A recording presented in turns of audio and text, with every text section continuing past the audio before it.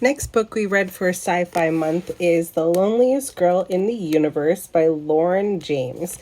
I wasn't sure what this book was about. I know there was space involved, so I knew at some point I was going to read it. Let me preface that I just came off of Romance Month, and so when I started reading this book, I thought it was a romance type of thing. Seemed to be a little similar to, there was a space romance that I read and I forgot what the name was, and I'm going to put it up here because I forgot.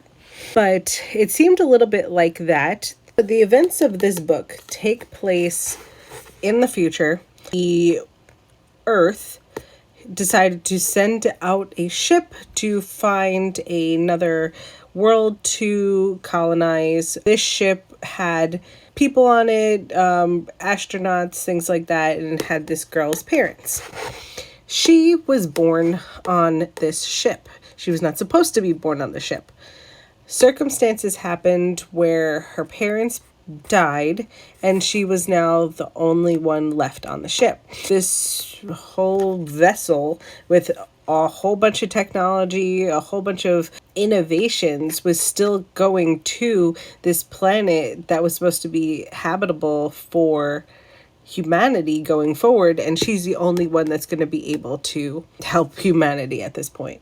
Early in the book, you find out that another ship has launched to be able to assist her with the process. She starts talking to the person who is on the other ship, and he is very sweet. He's really nice to her. They have this great connection, and you go through her because she starts off as a teenager. She's pretty much a teenager throughout this entire thing. I'm pretty sure she's between 15 and 18 throughout this entire book. It's written in a lens of a teenager. So she sort of romanticizes this guy, writes romance novels sort of throughout the book. So it was very much romancy. There's a point in this book where I literally wrote, because I had to remember where it was.